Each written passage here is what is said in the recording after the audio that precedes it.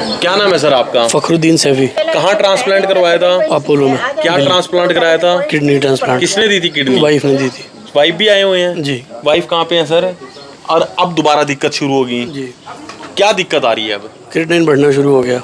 दोबारा बढ़ना शुरू? दोबारा। अपोलो गए दोबारा आप सर? हाँ, ये इलाज तो रेगुलर चल रहा है जब से, बंद ही नहीं हुआ कभी। कभी 10 साल में बंद ही नहीं हुआ? बंद ही नहीं हुआ, रेगुलर दवाई चल रही है। सर ये एक चीज बताइए, जब डायलिसिस से बचने के लिए हम ट्रांसप्लांट कराते हैं ना, हमें लगता है हमें मुक्ति मिल गई। मुक्ति नहीं मिलती, आप नए जाल में फंस जाते हो। अब ट्रांसप्लांट के बाद पूछो हर महीने कितने की दवाई चल रही कितने की थी? दवाई चल रही है? 20,000 रुपए की हर महीने। सर एक चीज बताइए, और ट्रांसप्लांट का कितना खर्चा था? उस टाइम 5 लाख आया था मेरा। 5 लाख वो हो गए, और दवाइयों के लगा लिए तो 20-25 10 लाख। साल में हर साल 2.5 लाख रुपए। 20,000 रुपए महीना, मतलब 12 महीने में कितने हो गए? 2.5 लाख। 10 साल में कितने हो गए? 25 लाख रुपए अलग खर्च हो गए। उसके बाद 5 लाख पहले ट्रांसप्लांट के हुए, और फिर कंडीशन खराब। सर बात की जाए तो उस समय के 5 लाख तो आज के 2 करोड़ हैं। हाँ, तो कहने का मतलब यह है कि कभी इंसान इस जंगल से, इस चंगुल से निकल नहीं पाता जब तक इच्छा शक्ति मजबूत सर नहीं। वाइफ की किडनी ली, अब फिर सीकेडी, अब किसकी किडनी लेंगे? अब आप किसकी किडनी लोगे? अभी तो मैं यहाँ आया हूँ, देख। अब इसी किडनी को हम तो कोशिश करेंगे मेंटेन कराने की, इम्प्रूव कराने की, लेकिन मैं सारे भारत से कहना चाहूँगा, जल्दी से किसी भी ट्रांसप्लांट के लिए तैयार मत हो जाया करो। हमारी बॉडी में इतनी शक्ति होती है, टाइम दो, परहेज करो, खाने पीने का ध्यान दो, बॉडी खुद ही उस बीमारी को रिकवर करने में सक्षम है। और यही आयुर्वेद समझाता है और सिखाता है।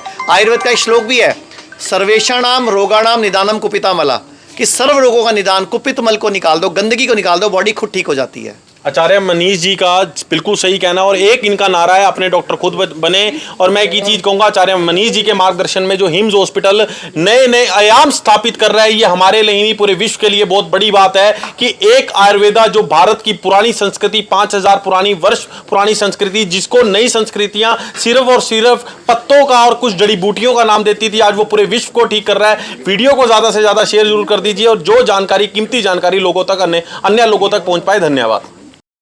क्या नाम है सर आपका? फखरुद्दीन सैफी। कहाँ ट्रांसप्लांट करवाया था? अपोलो में। क्या ट्रांसप्लांट कराया था? Kidney transplant. किसने दी थी किडनी? वाइफ ने दी थी। वाइफ भी आए हुए हैं? जी। वाइफ कहाँ पे हैं सर? और अब दोबारा दिक्कत शुरू होगी। जी।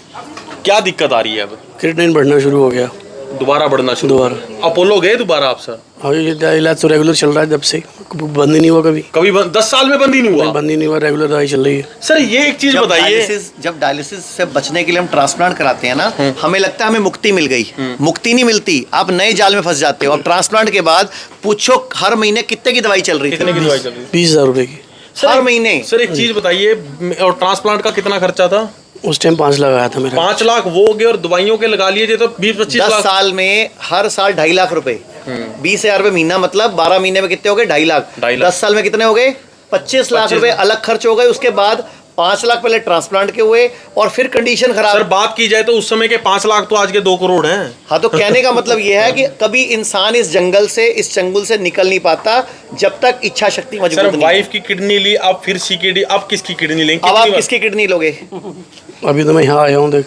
अब इसी किडनी को हम तो कोशिश करेंगे मेंटेन कराने की, इम्प्रूव कराने की, लेकिन मैं सारे भारत से कहना चाहूँगा, जल्दी से किसी भी ट्रांसप्लांट के लिए तैयार मत हो जाया करो। हमारी बॉडी में इतनी शक्ति होती है, टाइम दो, परहेज करो, खाने पीने का ध्यान दो, बॉडी खुद ही उस बीमारी को रिकवर करने में सक्षम है। और यही आयुर्वेद समझाता है और सिखाता है।